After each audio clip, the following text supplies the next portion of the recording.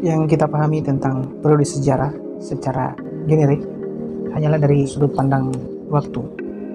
Padahal masih ada yang bisa kita jadikan sebagai patokan untuk melihat periode waktu itu. Yang sering terjadi adalah peristiwa sosial, politik, dan ekonomi, bahkan budaya. Itu kemudian diintegrasikan atau dimaknai dalam setiap periodisasi waktu itu. Artinya di setiap periodisasi itu ada peristiwa-peristiwa sosial, politik, dan ekonomi yang mewarnai. Nah, periodisasi sejarah menurut kronologi waktu sebenarnya adalah suatu konsep yang bisa membantu kita untuk memahami sejarah secara global dan sistematis.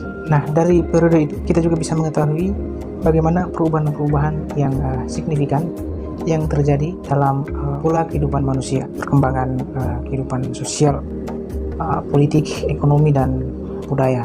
Akan tetapi periodisasi ini bisa bervariasi tergantung pada sudut pandang para sejarawan, sains, dan disiplin ilmu yang lainnya.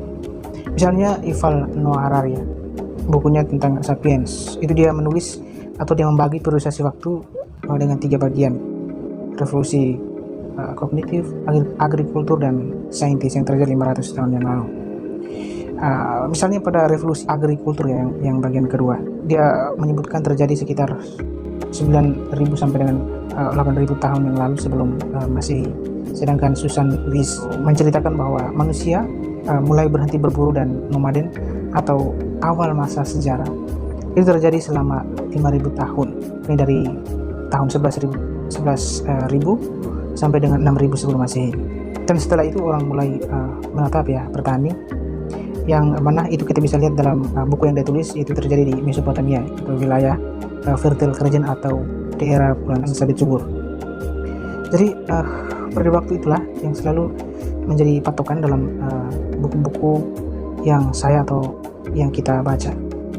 Nah, biasanya beberapa periode umumnya yang sering kita gunakan atau kita temukan dalam buku-buku sejarah soal pembagian ini. Biasanya dimulai dari masa prasejarah dengan bagian-bagiannya yang kita kenal dengan zaman batu.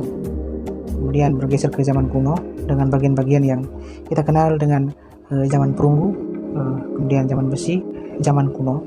Dimulai dengan periode peradaban seperti Mesopotamia, Mesir, India, dan lain-lain.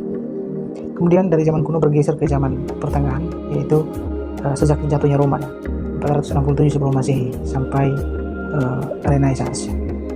Dari situ bergeser lagi ke zaman modern, sejak Renaissance sampai pada abad ke-20 di era globalisasi.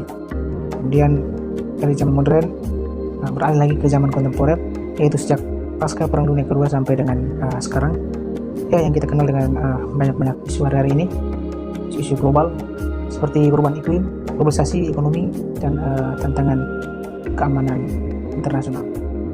Nah, video ini baru pengantar saja, dan mungkin nantinya akan saya bahas tema-tema lain tentang posisi kita dalam transformasi pola kehidupan budaya, cara berpikir, atau kebijaksanaan orang Flores. Dan tentunya tema-tema itu akan dikemas dengan tema-tema tertentu sesuai dengan apa yang saya pahami dari sumber bacaan yang saya baca, yang mana nantinya akan selalu disesuaikan dengan periodisasi sejarah berdasarkan waktu tadi.